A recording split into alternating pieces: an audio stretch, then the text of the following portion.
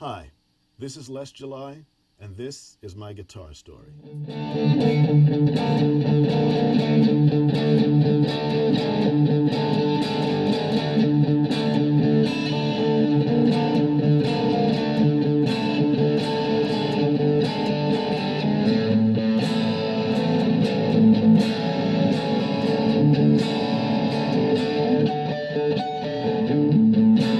met this particular guitar in Guitar Center Hollywood.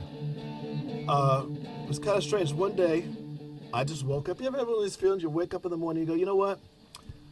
I think I need a white Strat today. Rosewood neck. I just I just decided. I woke up and I just realized, I'm like, you know what? I don't know whether it's because of watching so many Hendrix videos and Jeff Beck. You know, a lot of the time, you know, that iconic, Strat thing for me was always like the white Strat with the rosewood fingerboard. And I went to Guitar Center, and I saw, if you've ever been to Guitar Center in Hollywood, there's like literally hundreds of them. And a lot of them like this. And I just said, somebody said, can I help you? I said, no, I'm just going to look for a Strat. You want to plug it in? No. I said, I'm good. So I literally just sat there, picked up a guitar, as I do a lot of it. Didn't even want to plug it in. I'm listening for how it sounds acoustically, you know.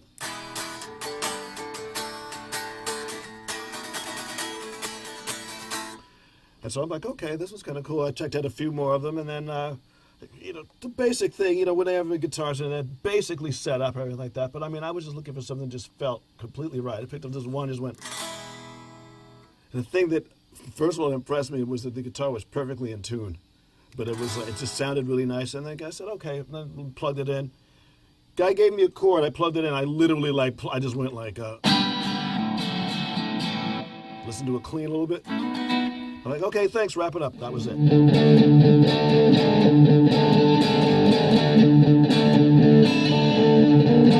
I named it Izabella, after the Hendrix song, Izabella. And ironically enough, I have a few guitars. There's only two that I named. I named this one Izabella before realizing that it was as I was told, a Mexican Strat, which just goes along with my thing for Latin women. So it all works out, you know.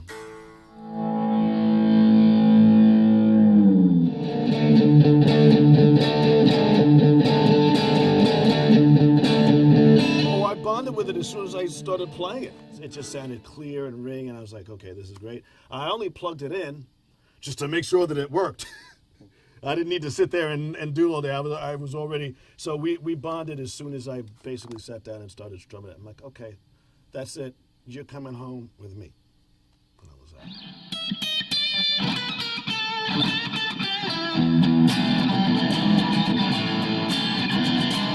I did something recently to this guitar and to my other girl, Talulah, that's the Tele.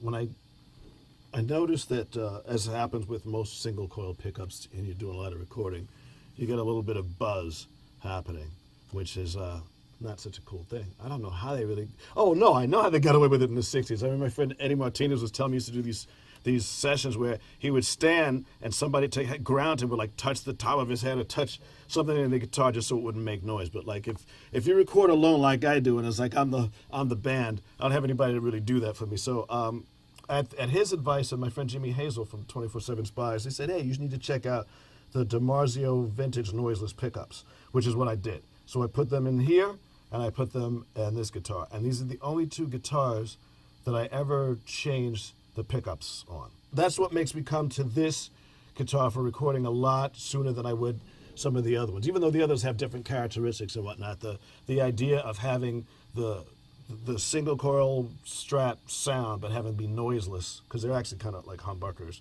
but they don't sound like it. They still maintain that crispness and that clarity.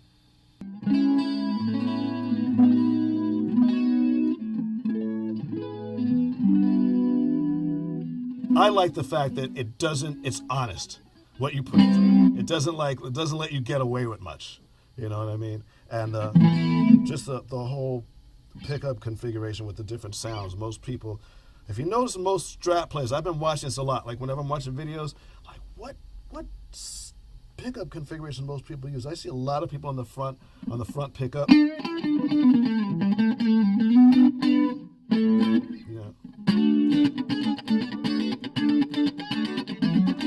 very good for that whole funk thing. I'll just go through the basic sound. That's the front pickup. Now, when you get into the second position, when you're using these two pickups, you get that kind of like out of phase, kind of very glassy, shimmery sound. And there's two out of phase positions. There's the first one, these front two pickups. The middle one, then the fourth position, the difference between this fourth position here, for me, because of this is a sound that a lot, for me, almost defined the 80s. Because a lot of, that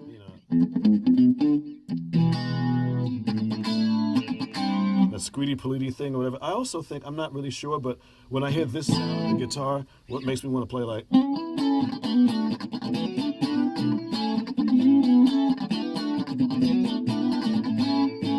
Again, very clean, glassy, very shimmery. And the last position, which only uses the rear pickup. And for most of the time, that's where you get people use that for the distortion to really cut through. But in a mix, a sound like this, even clean, has a tendency to cut through. And then when you put overdrive on it, it still has the punch. I call it like crunch with clarity. Let's just show you a second here. You can go to the overdrive sound, but you notice that even in overdrive, you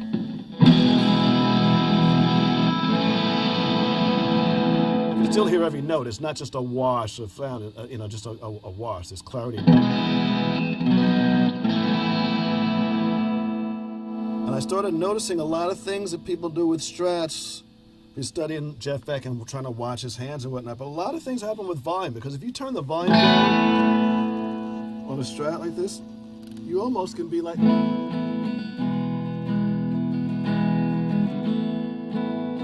was very clean, but...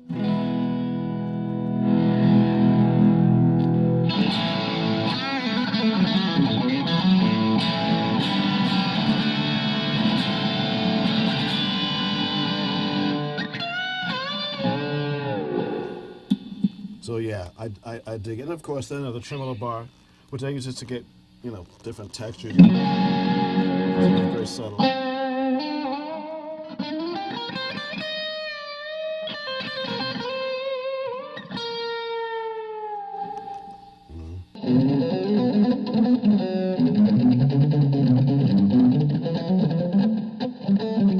This is Talulah.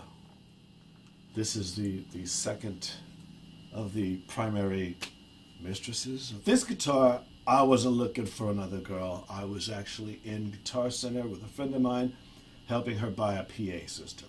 And she's looking at a PA, and once she decided what she wanted, and they're ringing up everything, getting everything, I was just sitting there with all the guitars. And I saw this guitar, and I just picked it up. No amp, just... But I was thinking, man,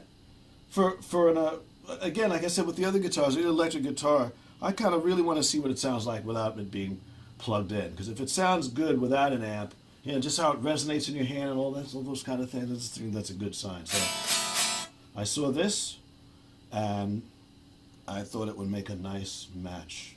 I named it Talulah because it was a Tele, and I just said, "Hey, you're a Tele. I'm gonna call you Talulah the Tele." So that's it. And this is actually a Squire Tele, which is like a less expensive, but still made by Fender. I didn't even really care, to be honest with you. People get into these names like, man, is it a Fender? Is it a pre-CB? I'm like, nah, who cares? How does it feel in your hand? Because, I'll tell you something. This guitar, I didn't pay $200 for this guitar. I mean, really, I did not. It was less than $200. But you can blindfold somebody, and you can put a guitar in their hand that feels like this and sounds like this, and it will cost like $30,000 because it's old. Because it's all original parts or whatever. I just want to know, like, how does it sound like? How does it feel? This is a Tele. I like it for the country stuff because this is very clean.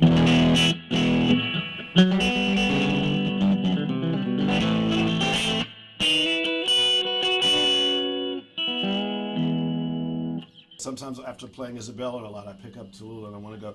And oh, there's no bar. So everything with this, literally everything you want to get out of it. All the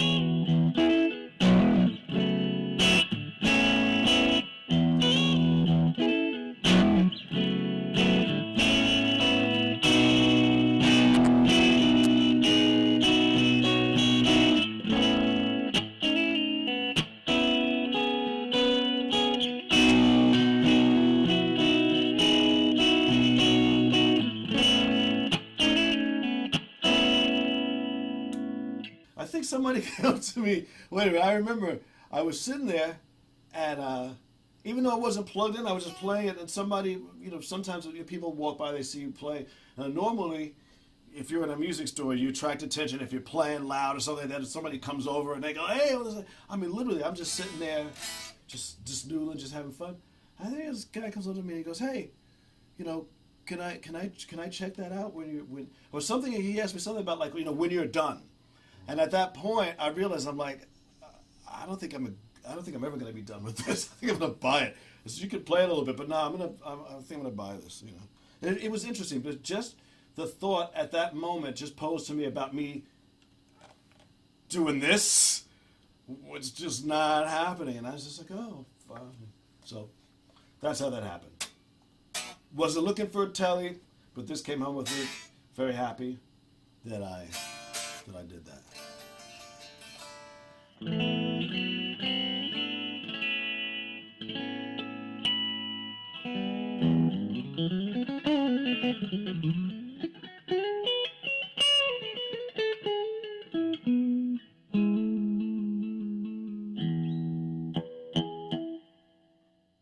I'm doing a lot of new music, which I guess you could consider like in the new country vein. It's nothing I really considered before, but I'm kind of good at it. And so I use this guitar on all of that types of stuff. Traditionally, I mean, like this is like if the Strat is like the rock guitar, you could say that the Telecaster is the main thing used for country, mainly because of the cleanliness of it. So I've got some things in the works, some songs I'm working on, and this is on all of those songs so far, and all the ones that I have coming up. This is Les July, and thank you for watching my tale of the Sixth String.